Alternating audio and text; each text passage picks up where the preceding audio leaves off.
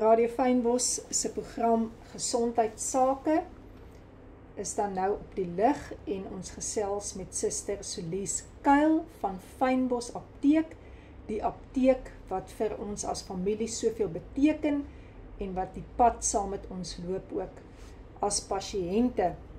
Nou, ons gesels oor 'n baie interessante onderwerp vandag, Suster Solies Kuil, oor die jaarlikse inenting en teen seisonale griep wat op pad is. Dis natuurlik die tyd nou wat dit kouer raak en waar mense 'n draai kan kom maak by Fynbos Apteek.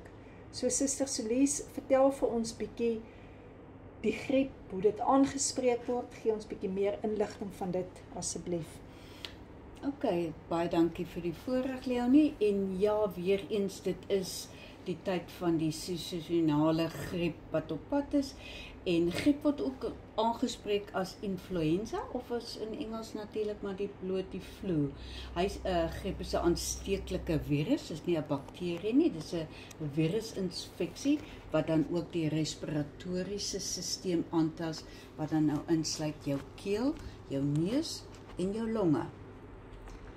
Goed, en dan, hoe word hierdie griep of hierdie influenza dan nou oorgedra, Suster Solies?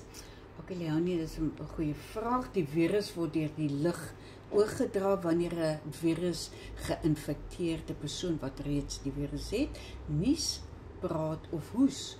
Jy kan hierdie druppels dan direk inasem wat hierdie persoon dan nou deur die nies loslaat, of dit kan opgetel word aan 'n voorwerp wat dan nou blootgestel was wat deur hierdie druppels, deur die besmette persoon, en jy neem dit dan jou hande na jou neus toe, jou mond of jou oë, en so draai jy dit dan nou oor.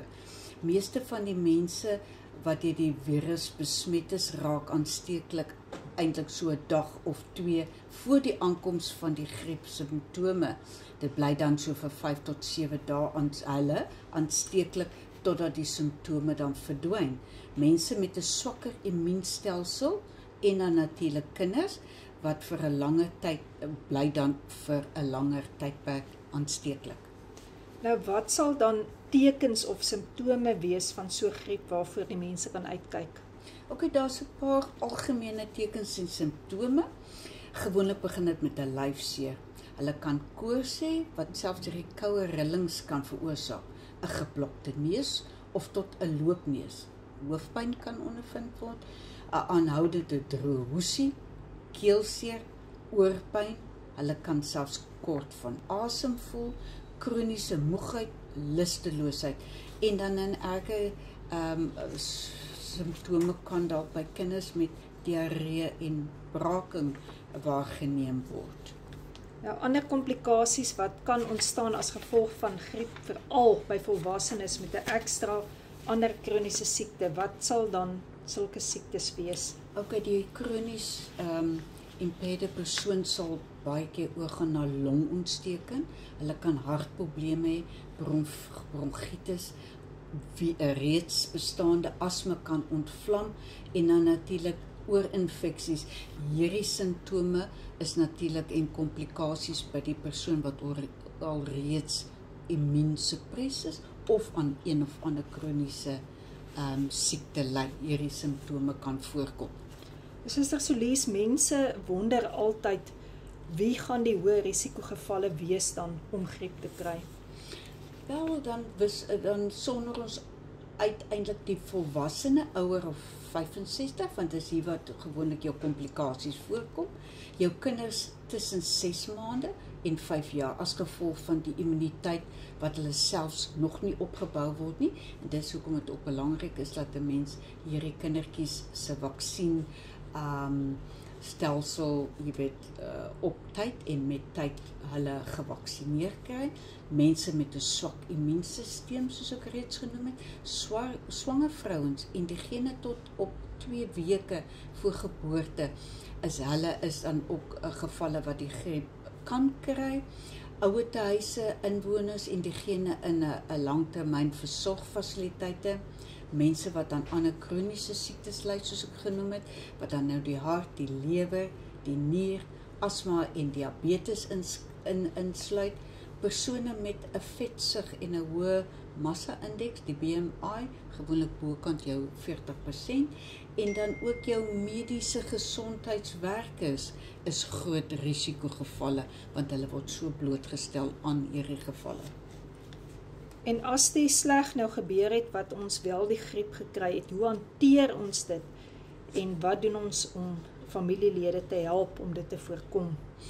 Wel, griep kan 'n mens deur 'n paar eenvoudige reëls by die huis wat in 'n stelsel geplaas kan word, kan jy probeer om die griep te voorkom vir die verspreiding.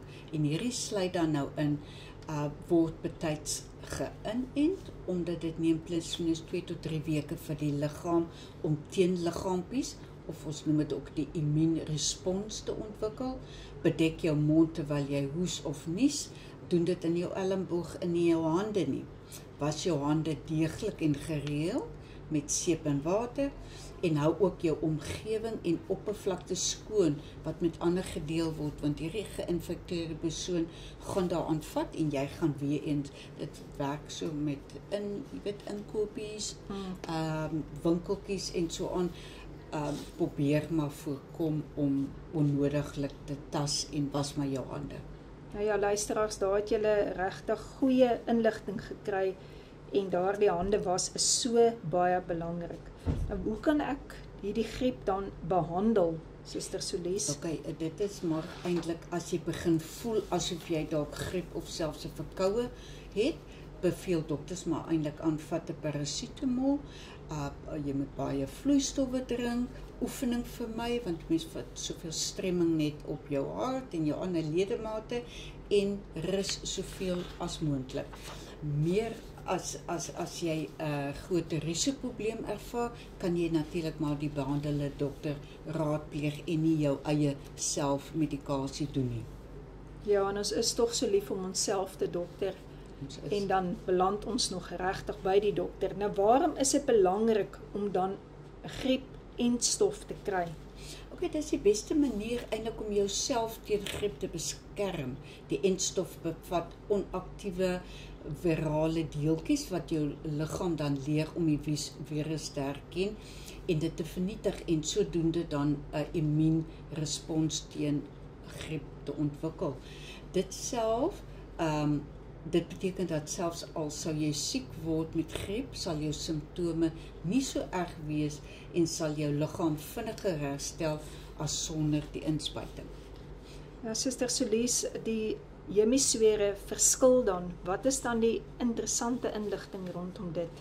Wel, baie interessant is die Wêreldgesondheidsorganisasie het dan natuurlik bekend gemaak, hulle is ook die persone wat besluit oor hoeveel strains, soos dit in Engels, of die griepstam vir elke jaar gedoen word. Hulle is alreeds besig met die 2026 ook, so maar huidiglik is ons 2025 en die Wêreldorganisasie beveel dan aan dat die griepstam of flu-vaksienstrain, soos mense dit dan noem, vir die suidelike halfronde 3 griepstam voldoende is. En dit is ook dieselfde as verlede jaar wat 2024 is. 4 griepstam is nie nodig nie, want nêrens verlede jaar is die 4de strain aangemeld. Soos ek genoem het, hulle doen dan ook steekproewe van 'n vorige jaar en ook vir die volgende jaar watter strain dit gaan wees. So die gemiddeld voorsien die griepsentstof tot ongeveer dan nou 6 maande immuniteit. Met ander woorde, 'n tweede griepsentstof kan oorweeg word vir hoë risikogevalle wat dan so teenoor Augustus of September geneem weer kan word, wat dan immuniteit sal bied tot volgende winterseisoen, totdat jy weet jy jou immuniteit behou. Gesondheidsverskaffers beveel ook aan dan net 'n interessante punt dat alkoholinname moet weerhou word na 'n griepinspuiting, aangesien alkohol die immuniteit selproduksie onderdruk. So dis maar net 'n interessante punt. So probeer dan nou maar alkoholinname verminder vir die volgende 2-3 weke om daai immuniteitsselproduksie dan, jy weet, nie te onderdruk nie. Ja. En Suster Solies, wat baie belangrik is dan in so entstof, wie moet versigtig wees om dit liewerste te vermy? Goed, aangesien die meeste tipes entstowwe 'n sekere hoeveelheid eie produkte bevat, moet jy die entstof onder mediese toesig neem as jy ernstige eierallergie het.